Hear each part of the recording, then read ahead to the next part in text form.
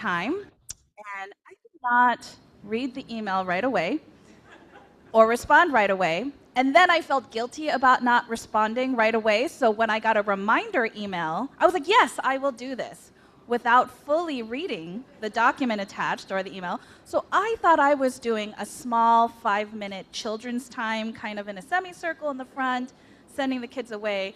And it wasn't until much later that I realized, no, this is it. This is the substance of the service today. So,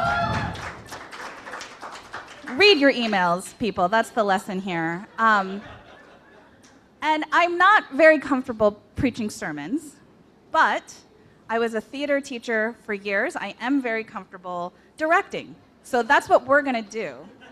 We together are going to do a reader's theater. And for some of you, you're kind of like eyeing the exits right now. You're kind of looking like, I need more coffee. I'm going to be in the bathroom for 20 minutes. That's okay. That's okay. I see you. I acknowledge that feeling. But we all have a role to play. Okay? So at your tables, I'm going to walk you through some of the logistics, and then we're going to get this thing going. So you have scripts. Now, probably two people can look at a script at once, and there are also specific lines. So take a look right now, unclip it, pass it around. Take notice of your Post-it. So notice which table you're at. So on your script, it'll say table 1, table 2, and then it'll be like A, B, C. So I'm going to give you like 30 seconds. I want you to look and make sure you know what table you're at and where you are in the script. And go ahead and call your line if you want to be A, if you want to be C. Okay, so take a moment to look that through.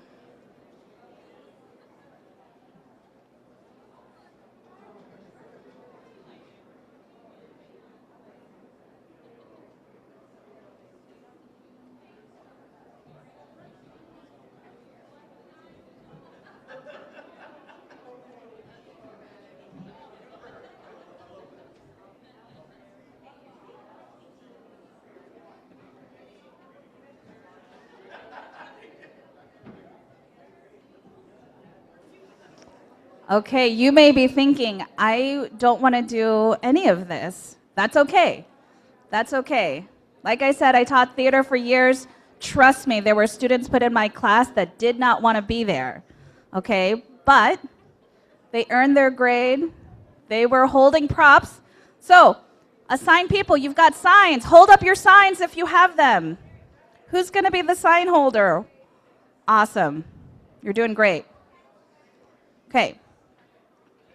We will all have another important role, which would be to create a ruckus. Okay, when I say ruckus, I mean spontaneous noise with emotion. Okay, so we're going to practice our ruckus. There we go. Now, a lot of times extras in movies and TV shows, right, they're just kind of talking in the background. They're moving their mouths. What they might be mouthing is actually watermelon cantaloupe, okay? So repeat after me. Watermelon cantaloupe. Watermelon. Turn to somebody next to you. Watermelon cantaloupe. Watermelon cantaloupe. Watermelon cantaloupe. Watermelon cantaloupe. Watermelon cantaloupe. Watermelon cantaloupe. Watermelon cantaloupe. Amazing! Everybody give yourselves a hand. Yes. That was a good kind of casual small talk ruckus. Okay, now let's add a little emotion to that. I want to hear an outraged ruckus. Can you give me an outraged watermelon cantaloupe? 3, 2, 1. Watermelon cantaloupe! Watermelon cantaloupe! Watermelon cantaloupe! Watermelon cantaloupe! Watermelon. Beautiful, beautiful. See, you all can do this. Okay, now give me a little bit of a despairing, end of your rope, rock bottom watermelon cantaloupe. Like cry out to God with your watermelon cantaloupe. 3, 2, 1. Watermelon cantaloupe! Watermelon cantaloupe! This is going to be great. You have this. This is going to be wonderful. Okay. No matter what part of the script it is, if you see ruckus, all of you can participate. Okay? I've given you some optional lines. You can be spontaneous, you can improvise, or you can just say watermelon cantaloupe. Okay. The next part is that I want us all to engage in a refrain that we're going to see in the script.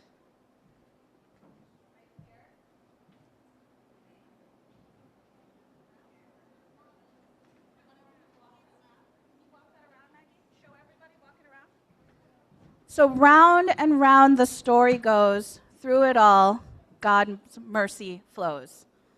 Okay?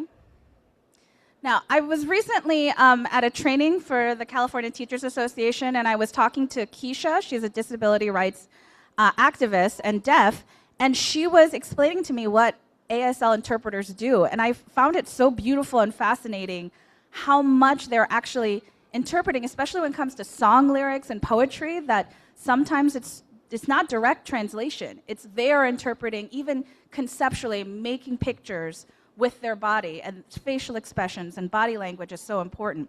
So this is not a direct translation, but I would like us to have some signs to go with this refrain. So if you can kind of turn towards me, take your non-dominant hand and lay it flat in front of you like a book. And with your dominant hand, go over it like this in a circular motion. And we're going to say, round and round the story goes.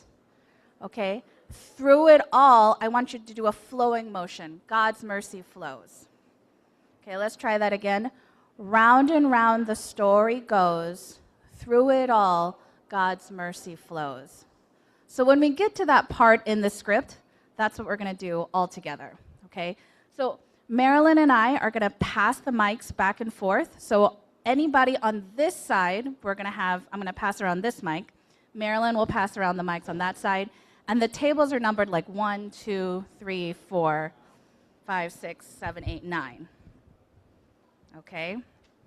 We got this. So let's do an excited ruckus. We're about to start. Give me an excited watermelon cantaloupe. Ready? Watermelon cantaloupe, watermelon cantaloupe, watermelon cantaloupe, watermelon cantaloupe, watermelon cantaloupe. Wonderful. Okay. So our stories today begin with chapter 6 in Manna and Mercy. This section of the Bible encompasses a long time period and a lot of different places. A repeating cycle emerges as God's people continue to move and change. Number 1, God's faithful people, they get it. They worship God. They live a manna life. Number 2, God's people get nervous and greedy and wander away from God. And then yes, I'm the narrator, thank you. A small remnant, a remainder of God's people return to God, and God delivers them to live a manna's life once more. And during this period in the Bible, God's dream of a mended universe falls apart for all but a small remnant of God people. They remain faithful, and God uses them to advance the dream of a manna society. Ready? And scene. Here is where our story paused last time. God's partner people crossed the Jordan and entered the land God had spoken about. The Shechem stone reminded them of the covenant they had with God. Table 1. We need a king to protect us from these people attacking us. We must live in the real world. We need ruckus, everybody!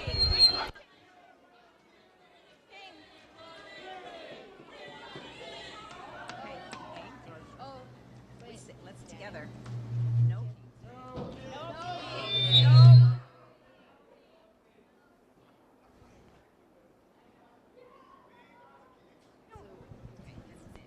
Wait, no, it's table 1 first. Right in front of that speaker. Okay. If we had a king. I'm A though. A. Oh. No kings, no kings. If we have a king, we will become like no other nations. They will make us join the army and kill others.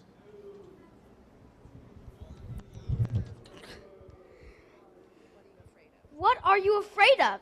The king won't oppress us because he will be one of us, under God and the covenant.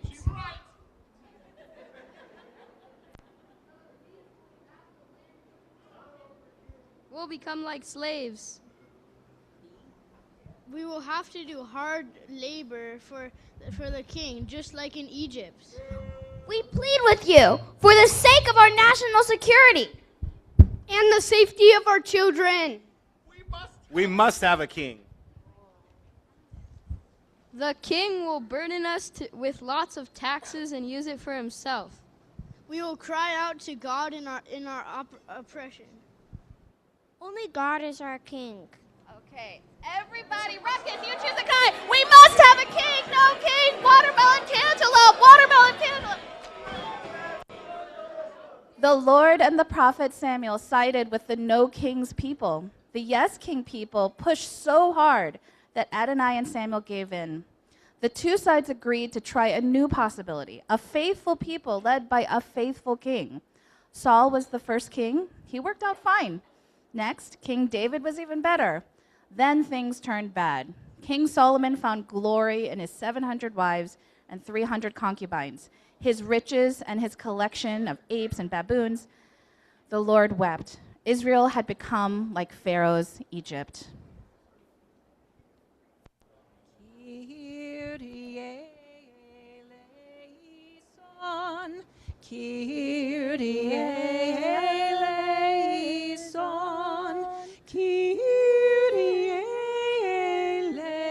eleison, Kyrie eleison. And then, ready to practice our move? Round and round the story goes. Through it all, God's mercy flows. Solomon died. God's partner people divided into two rival nations, each with its own king. The south was Judah, the north was Israel. The people of both Judah and Israel left their liberator God and worshiped their manna piles and the gods of their neighbors. So especially kids, if you want to look through the book, take a moment, look at page 23 and page 19 as we think about this period of history of the partner people. Look at the difference. The old vision had faded, except for a small remnant. Nobody loved the Lord, and few longed to live as a manna people, a Sabbath people. Adonai wept, and all creation wept. Kyrie eleison, Kyrie eleison, Kyrie eleison, Kyrie eleison. Round and round the story goes. Through it all, God's mercy flows. The Manna and Mercy vision faded. Manna and Mercy vision, what is that?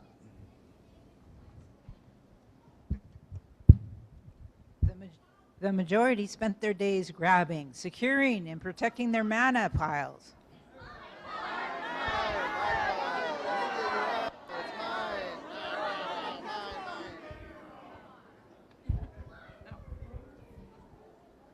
Now there was hate, distrust, loneliness, alienation. All hope was not lost. Small remnant people.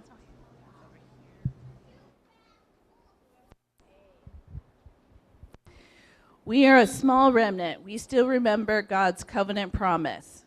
You want to hold up your sign? You want to hold it up? We long for society of mercy, equality, and joy. From this remnant, God raised up special preachers called the prophets. Through their words and dramatic actions, God pleaded with the people.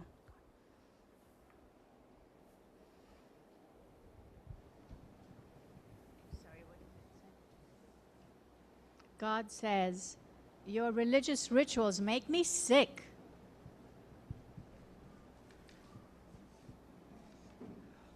God says, Come back to me, for I am merciful, slow to anger, and abounding in steadfast love.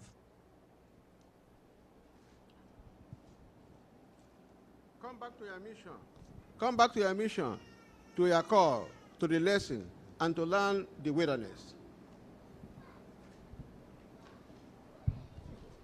Your stupidity will lead to ruin. Okay, come on, prophets. Ruckus! Why won't they listen? God is merciful. Come back. Watermelon cantaloupe. The big deals were upset by the words of the prophets. Are you ready? Big deals. Don't listen to those. Don't listen to those prophets. They're just yucking our yum. They're just being negative about everything we do. Let's appoint official prophets. They will preach the words people want to hear. We promise prosperity and security. What do they know? What do they know? Look at them. They don't know anything. Don't trust them. What downers. Watermelon cantaloupe. Okay. During this time, God spirited some of the remnant to write down old stories. Table 6 over here.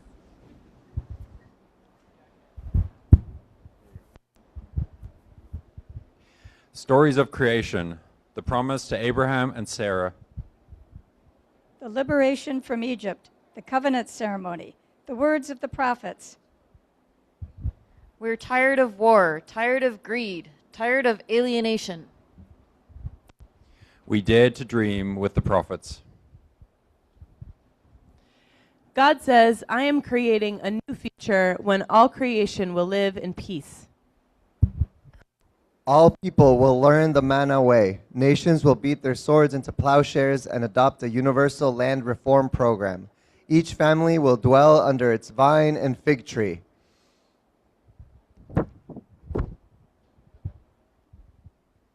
The big deals plowed ahead, but the prophets were right. The Assyrians destroyed Israel, and the Babylonians destroyed Judah. God's people were led away from their homes in chains. By the waters of Babylon, the people wept. They hung up their harps because they could not sing Adonai's song in a strange land. Marilyn will lead us now in a song. Yeah, you can turn to number 695 if you want to look at the melody.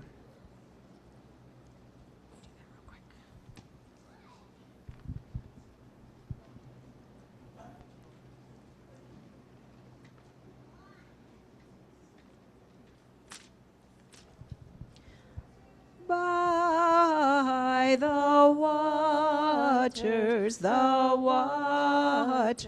of Babylon, we sat down and wept for thee, Zion. We remember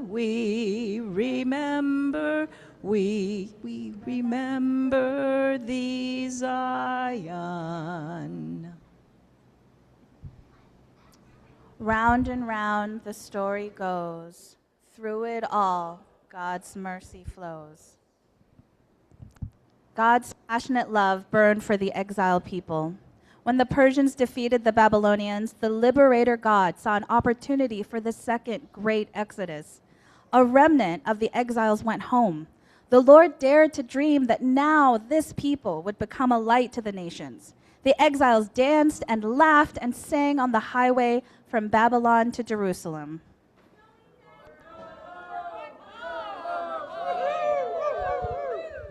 Wait, where are our homes? I only see rubble. The temple is destroyed and in ruins.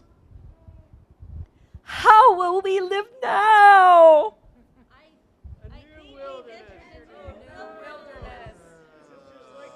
Ready? Despairing ruckus.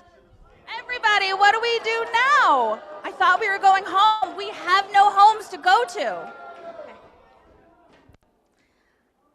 The Lord started a school. Where there's a wilderness, there's a school.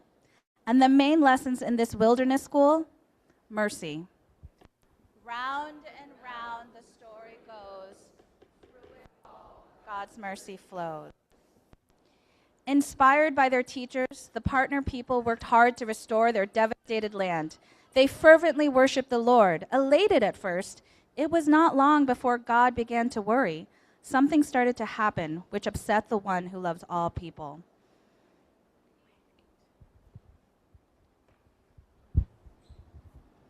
We must separate ourselves from all foreigners to live as God's special people.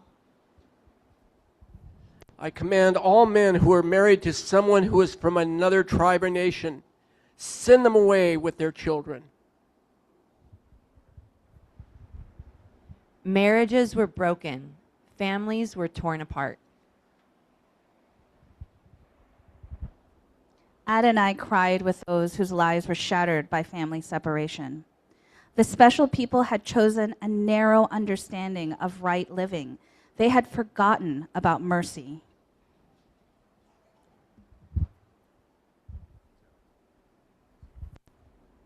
God rejoiced because a small remnant of us refused to go along with the popular point of view. Even though we were a small group, God spoke to all of the people in the form of simple and beautiful stories like that of Ruth and Boaz. I am Ruth, a foreigner in the land of Moab. I had married an Israelite, but sadly he died.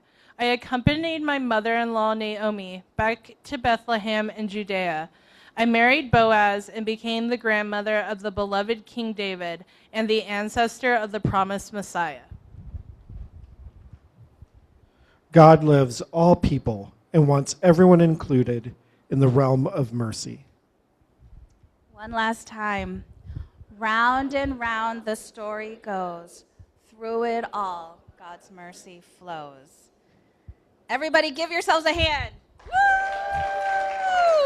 Victorious ruckus! Woo! The universe, I think, as the famous quote says, is not made up of atoms. It's made up of stories. And some stories are repetitive because those are the stories we need to hear again and again, because in them are lessons we need to learn over and over again, like the partner people of God. So I have some reflection questions for you all. And we're going to enter into a time of quiet reflection and in a little bit some crafts and there's some bookmarking tools. You can make your own bookmark. You can do a maze. There's some coloring for the kids. But I would like us to consider these reflection questions. Oh, it's coming. Oh, he's still fixing stuff. Okay. So as you consider these questions, I just be in a posture of openness and consider, what is a repetitive story you find yourself in? Who are you in this story? And what do you think God's vision of the story is? And especially for the kids, what stories do you like to read? What are the stories that attract you? Right? I think of, my mother-in-law was asking Maggie, she was trying to recommend a book. There's like Little House in the Woods or little, things like that. And she's describing the story to Maggie, and she just kind of pauses and looks at her and says, but like, do they have powers? Is there magic? Right? Like she was like, I'm not that interested then.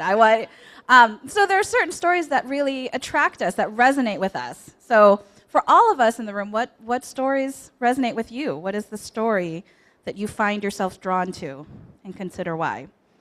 And then what lessons do you find in those favorite stories? What is that deep resonance?